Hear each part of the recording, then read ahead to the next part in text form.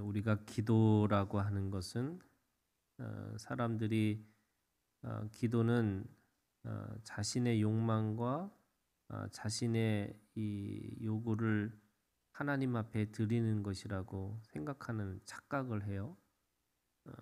그래서 어, 무엇인가 하나님 앞에 잘 보이기 위해서 정성을 들여야 된다 이렇게 생각을 하고 있는 겁니다. 그래서 모든 하나님 이외의 모든 종교는 정성 종교입니다. 하나님 앞에 어떻게 정성을 들여야지만 내가 그 뜻을 따라서 살 수 있지 않을까? 아니면 내 욕망을 채우지 않을까? 이렇게 생각을 하고 살아가는 거죠. 그런데 우리가 하나님을 믿는 믿음의 기도는 말씀 안에서 하는 기도예요. 그래서 우리는 정성 종교가 아니고 약속 종교입니다. 그리고 말씀 종교죠. 우리가 가지고 있는 믿음이라는 것이 결국 그 믿음을 통해서 하나님의 나라를 이루고 살아가는 거죠. 그래서 우리의 관심은 하나님의 뜻과 소원과 목적이 무엇인지를 구하고 살아가는 겁니다. 그래서 모든 기도의 정의는 요한복음 15장 7절에 있는 말씀이에요. 너희가 내 안에 거하고 내 말이 너희 안에 거하면. 나로부터 하는 기도가 아니고요. 두 가지 조건이 있습니다. 내가 하나님의 자녀인지 아닌지 이거를 먼저 물어보는 거죠. 너희가 내 안에 거하고, 그리고 두 번째는 내 말이 너희 안에 거하면, 이렇게 돼 있어요. 두 번째는 말씀이 있느냐 없느냐, 이것이 중요한 겁니다. 그래서 너희가 내 안에 거하고 내 말이 너희 안에 거하면 무엇이든지 원하는 대로 구하라, 이렇게 돼 있습니다. 그러면 이루시리라. 모든 것을 이루는 거죠. 내가 말씀 안에서, 약속 안에서 기도하면 하나님은 하나님의 약속이기 때문에 반드시 100% 이루어지시는 거죠. 그래서 우리가 이루어졌느냐 이루어지지 않느냐라고 하는 것으로 보는 게 아니고요. 내가 하나님의 뜻을 알았냐 몰랐냐, 내가 하나님의 말씀을 가지고 기도하고 있느냐 안 하느냐, 이것이 중요한 거죠. 그런데 세상의 기도는, 또는 종교의 기도는 자신의 욕망과 자신의 욕구를 찾으려고 하는 거죠. 그래서 내 욕망과 욕구를 찾으려고 하는 기도이기 때문에 하나님에게 관심이 없습니다. 그래서 원래 기도의 열매는 두 가지거든요. 첫 번째는 기도를 통해서 하나님께서 우리에게 주시는 것이 뭐냐면 하나님의 나라예요. 우리가 기도를 이뤘다라고 할 때마다 내 나라가 넓어지고 내 힘이 넓어지는 게 아니고 하나님의 나라가, 하나님의 것이 넓어지는 거죠. 그것이 기도의 성취, 왜냐하면 말씀이기 때문에 그래요. 그리고 두 번째는 기도의 열매는요, 용서해요. 근데 그 용서라는 게 뭐냐면 다른 사람을 용서하는 것부터 시작하는 게 아니고요. 내가 하나님으로부터 용서받은 자라는 걸 아는 거예요. 그 말은 무슨 말이냐면 내가 기도하면 할수록 하나님 앞에 더 가까이 가는 거예요. 내가 하나님과 단일을 이루고 살아가는 거예요. 그렇기 때문에 내가 기도를 하면 할수록 내가 하나님의 성품을 닮아가는 거죠. 그것이 성령의 열매죠. 성령의 열매는 다 성품에 관련된 건데 그 성품에 관련된 그 모든 것들이 하나님이 가지고 있는 속성이에요. 그렇기 때문에 하나님과 단일을 이루고 하나님의 나라를 이루는 것이 기도의 열매죠. 오늘 이 발람은 분명히 하나님이 가라 이렇게 얘기하셨잖아요. 그런데 갑자기 나귀를 타고 가는데 그 나귀 앞에 여호와의 사자가 나타납니다. 그러면 민수기 22장 20절에 밤에 하나님이 발람에게 임하여 이르시되 그 사람들이 너를 부르러 왔거든 일어나 함께 가라. 그러나 내가 네게 이르는 말만 준행할지니라. 이 말은 무슨 말이냐면요. 자신의 욕구를 반드시 관철하겠다는 뜻으로 하나님은 그 마음을 내버려 두셨다는 거예요. 그의 깊은 내면에는 가고자 하는 욕망이 또는 가고자 하는 자신의 뜻이 있기 때문에 하나님은 그 뜻을 어떻게 하셨냐면 내버려 두신 거예요. 그거를 지금 하나님이 가라라고 이렇게 표현하고 있습니다. 만약에 가라라고 해놓고서는 21절부터 지금 벌어지고 있는 일들이 여호와의 사자가 막고 있다라고 하는 거는 말이 안 되는 거잖아요. 그러니까 하나님이 가라라고 하는 이 표현은 바로의 마음을 강팍해 하셨다라는 말과 똑같은 거예요. 그 바로의 마음을 강팍해 하셨던 하나님은 어떤 하나님이냐? 바로의 마음을 그대로 내버려 두셨다는 뜻이에요. 마찬가지로 35절에도 우리가 읽은 이 마지막의 결론도 마찬가지예요. 여호와의 사자가 발람에게 이르되 그 사람들과 함께 가라. 내가 네게 이르는 말만 할 말할지니라. 발람이 발락의 고관들과 함께 가니라. 20절에 있는 말씀과 35절에 있는 말씀이 똑같은 거예요. 무슨 말이냐면 사람이 얼마나 악하냐면요. 하나님의 뜻을 이루는 게 그렇게 쉬운 게 아니죠. 내가 하나님의 말씀에 맞춰서 기도한다는 게 그렇게 쉬운 게 아니에요. 그렇기 때문에 기도라는 것이 가장 어려운 것 중에 하나인 거죠.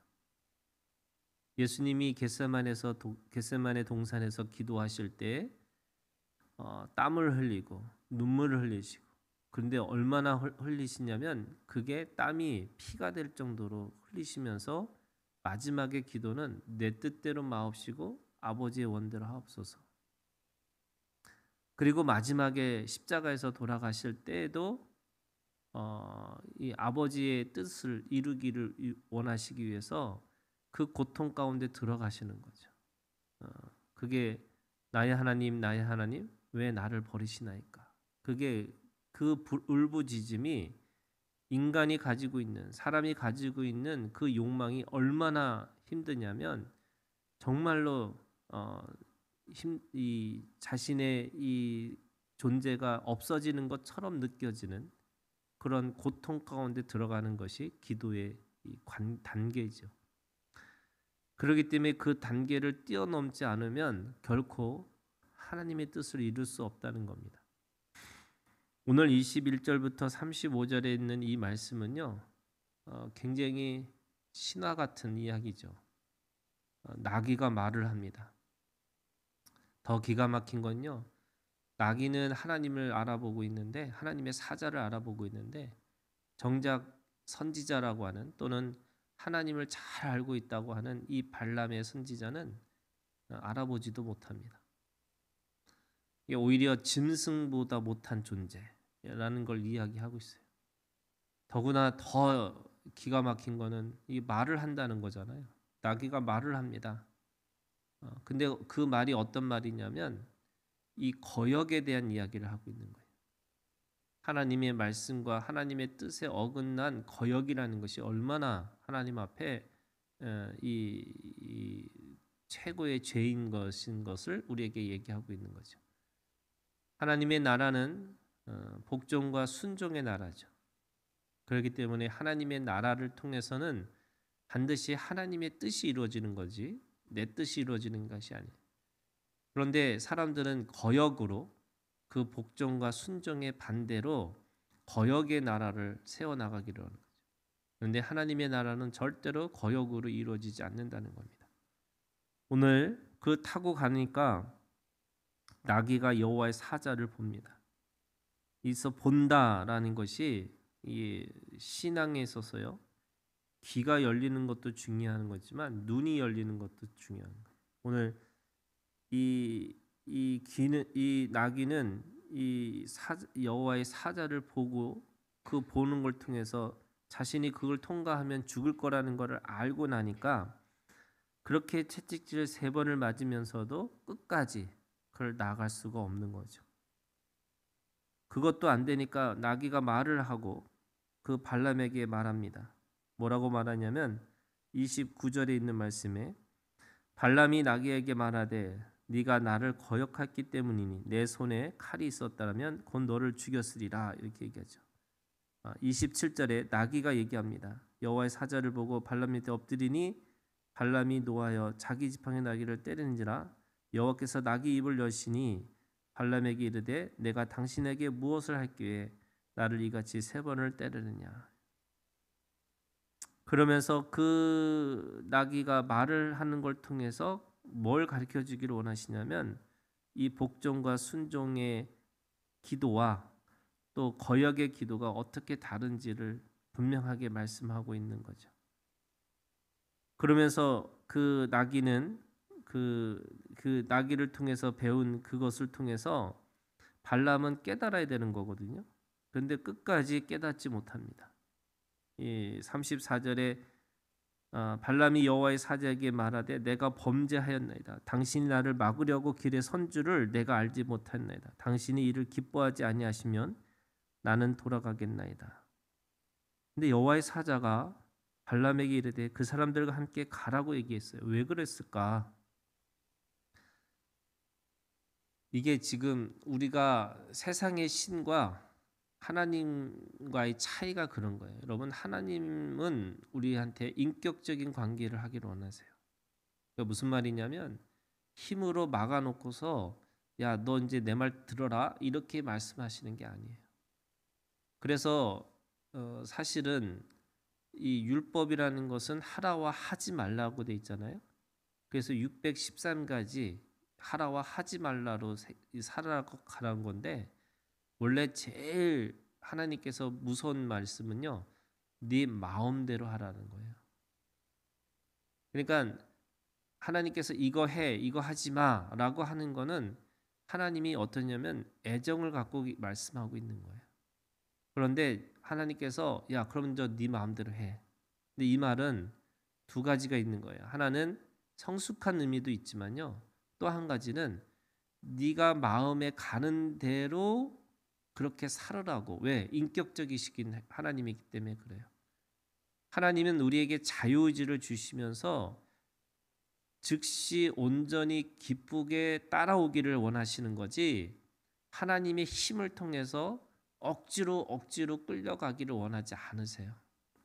그러니까 지금 그 발람이 그러면 당신이 이렇게 무서운 하나님이니까 내가 이렇게 무서운 하나님 앞에서 내가 가면 죽으니까 그럼 저 안 갈게요 이러는 거예요. 근데 그 마음속에 깊은 마음에서는 뭐예요? 가고 싶은 거예요.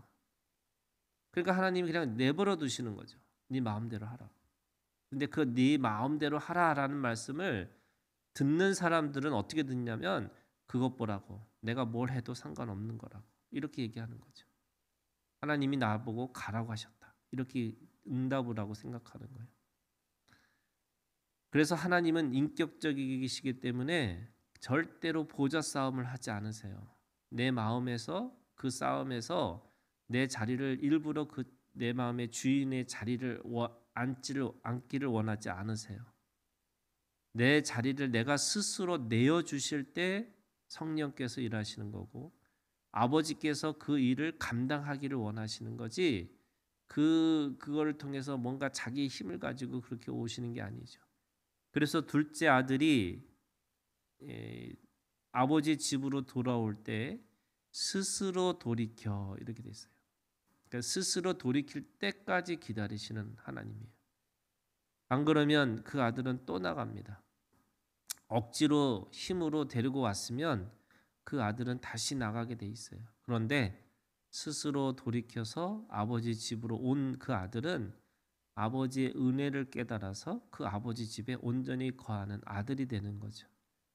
그래서 오늘 이 말씀이 이 짐승도 알아볼 수밖에 없는 이 하나님의 세계를 하나님의 사람들은 욕망으로 눈이 어두워져서 하나님을 볼 수도 없고 하나님의 말씀을 듣지 않으려고 하는 애쓰고 있는 그래서 정말 나귀보다도 못한 그 발람의 이 선지자라고 이야기하고 있는 거죠.